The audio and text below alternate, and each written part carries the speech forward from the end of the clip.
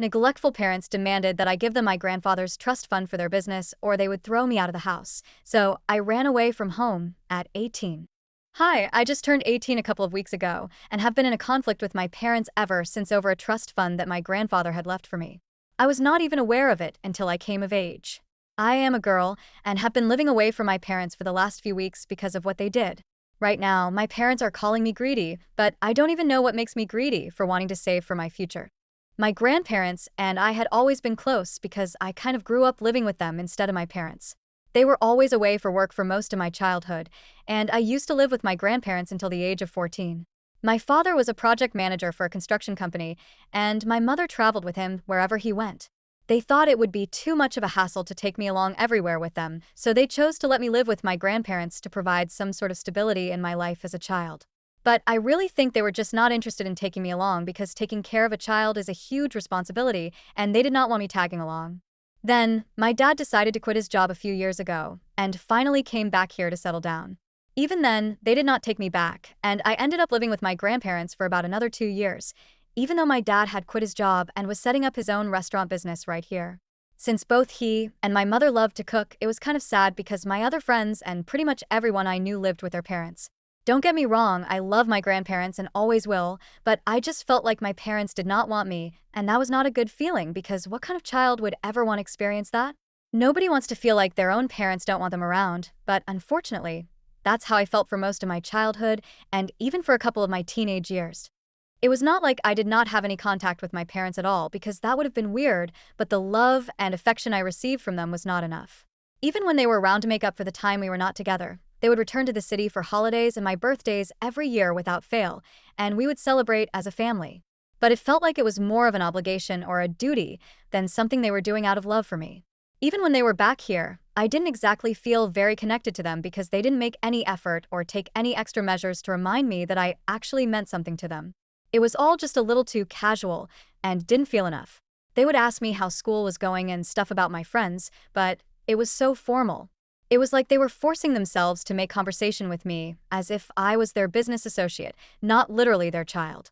I guess what I'm trying to say is that my parents were not the best that I could have had, and I don't think that I would say they did a decent job of raising me because, to be honest, they did not raise me at all. It was my grandparents who did so. My parents, well, maybe they're legally listed as my parents everywhere, but I never felt any real connection with them, and it always broke my heart. But that's how it was, and I could not help it because they did not seem interested in building a relationship with me either. And that is not an assumption that I'm making. I actually know it for a fact because of certain things that I heard when I was younger. I think I must have been around 12 when it happened, but it was my birthday. I remember that, and I remember everybody had gone home after the party, and only my parents had stuck around since they were going to spend the night here before they left, and went back to their own house the next morning. I was living with my grandparents at the time, and I was about to go up to my room, but I heard sounds of shouting from my grandfather's office, and I realized that my entire family was in there because nobody else seemed to be outside. I couldn't help myself, so I decided to drop by because I was curious to know what they were fighting about. My grandfather was usually a very calm and relaxed guy, but that day, I could hear him shouting like never before. Now, I really wish I hadn't because what I heard really got to me. I haven't been able to move on from that to this day. I could hear my grandfather yelling, saying that it was very unfair the way my parents were treating me and that it was seriously going to affect our relationship in the future, which they should really think about because my grandparents were not going to be around for long and eventually we would be stuck with each other. He was referring to the fact that my father had quit his job and no longer needed to travel for work. But in spite of that, he had not even offered to take me back home with them and was still making me live with my grandparents. They made it clear that they did not have a problem with me living with them and loved me dearly. But it was not good for a child to have such a strange and disconnected relationship with their parents, and he believed that it was necessary for my parents to make more of an effort to be around me and actually step up as my mother and father. To that, my father said that I seemed happy enough living with my grandparents, and he did not have enough time to be running around trying to be my father when he was trying to run the restaurant and be successful for the future. Neither did my mother have the time or energy to be a mother when she already had so much on her plate, trying to help my father run their business and also doing all the work around the house. The responsibility of another person was the last thing that they needed, and they told my grandfather that as long as they were trying to set the business up, I was not their first priority, and we would just all have to deal with it. I remember crying myself to sleep that night, and I think it was my worst birthday ever because Even though the evening of the birthday party was lovely, what I heard that night was not something that I could ever forget, and I haven't. I know for a fact that my parents don't think of me as a priority, but rather as something more like a responsibility that has been thrust upon them, and they have not exactly been willing to take it up either. That was the point at which I decided that I was never going to have any expectations from my parents, because it had become very clear to me that if I ever expected anything from them, I would only be disappointed, and I didn't want that. I did have my grandparents at the time, so it seemed doable, and I was ready to face everything. But unfortunately, even that did not last for long. As you guys might have figured out by now, I had to move in with my parents because my grandparents passed away one after the other in the same year. I lost them both during the pandemic 4 years ago, and it has been incredibly tough for me to learn how to live without them. My grandfather had diabetes, so he passed away first, and after 9 months, I lost my grandmother as well.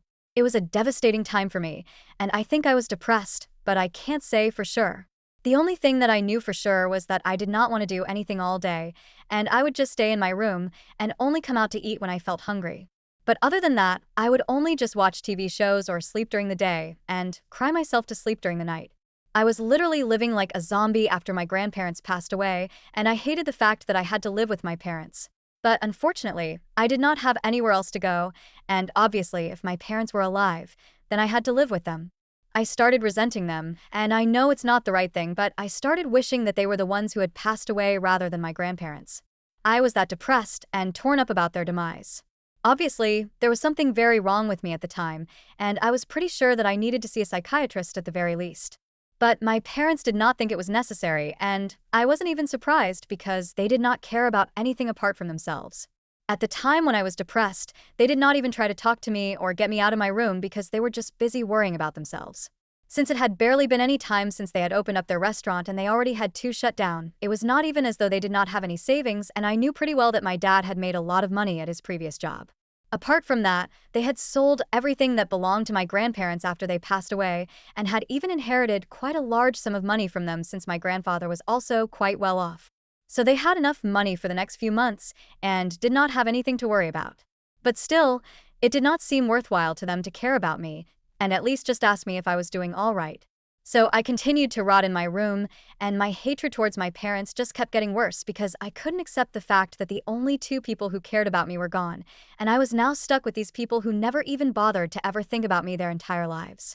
My mother told me that I could either share the funds with them or I could get out of their house because, anyway, I was an adult now and they were not obligated to take care of me or let me live with them. Since I was so grown up, I could make decisions for myself. I could choose whether I wanted to help my parents or not, and the choice would have consequences just like in the real world. They thought they were being completely fair, but they did not anticipate what I would do next. I don't know why, but they had actually got it into their heads that I would not be able to survive without them. I don't understand why they would think such a thing, especially since, so far, I've been doing just fine without any of their help. They only ever did the bare minimum for me, and I was used to not expecting anything from them. So even now, when they told me that I had to leave if I did not help them, I made it clear to myself that after this, I could no longer live with them, because this was just insulting. I did not say anything to them to their face, but I told them that I would think about it and let them know the next day, but that next day never came because I ran away from home that night and started living with my best friend. I had already explained the situation to Olivia and her parents. After my parents had spoken to me and given me an ultimatum, they were very understanding about it. They told me that I could live with them for as long as I needed to, and they would be glad to have me. So that was all sorted, and I did not want to engage with my parents or even talk to them because I knew that if I told them I was leaving, there would be another whole thing about it, and I did not need that. So I just left without a word because I don't think I needed to explain anything to them. I did not owe them an explanation because they had done nothing to deserve it. Yet, when they found out I had left, they actually had the audacity to be mad at me. I don't know why, but they were upset that I had chosen to leave, even though it was they who had said that I would have to leave, and they would make me if I did not share my wealth with them. The next day, they called me 1,000 times, and only in the evening did I answer their call. When they asked me where I was, they did not even sound worried. They did not seem to care about the fact that their only daughter had left the house in the middle of the night and had not responded to them all day. The only questions they asked me had to do with the funds and what I was going to do with them.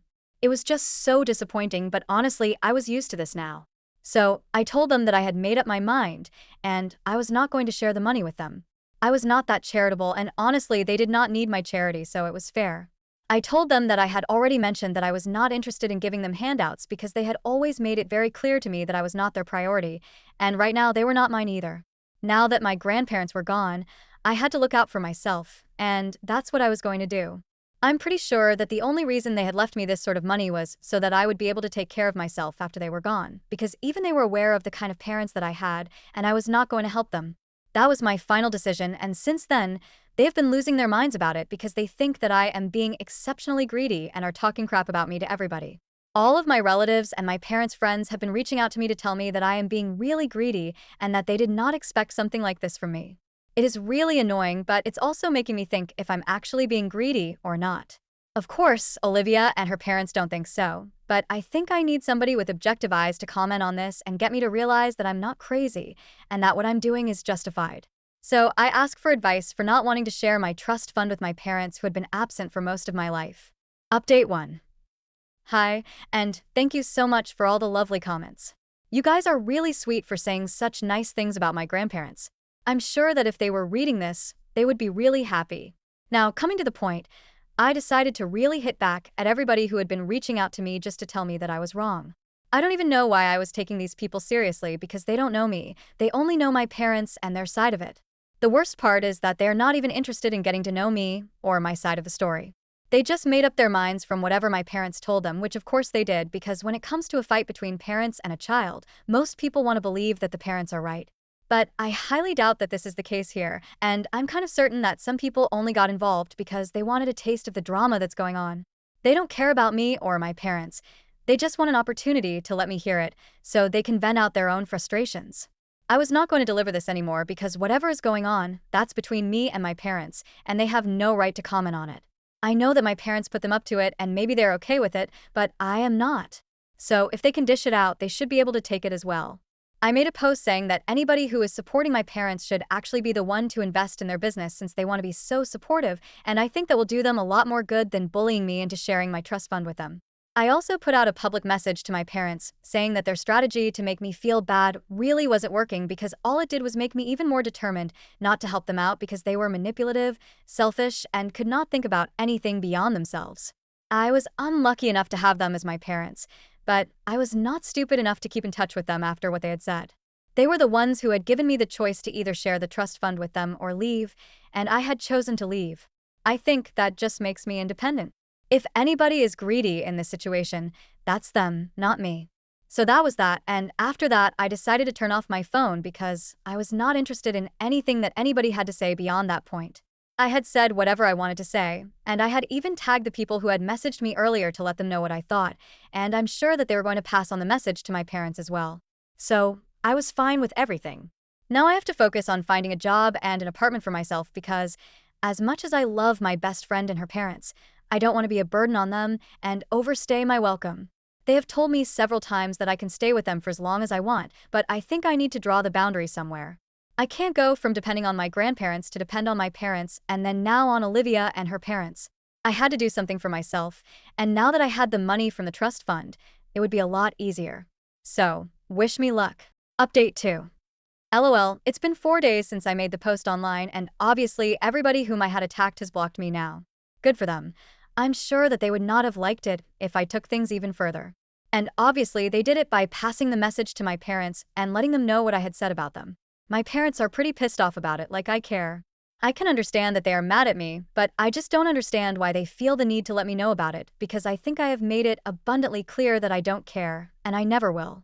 But anyway, they sent me a message and told me that they were officially cutting me out of their life and they don't want to hear from me ever again. I just replied saying that they won't have to because I'm not interested in talking to them and blocked them all. I have to say about that is good riddance. Anyway, the search for the apartment is going well, and I have even finalized one. I'm going to be living with a roommate and splitting the rent, and I think that will be very responsible of me. I'm really excited to embark on this new journey, and I can't wait to see what the future holds for me.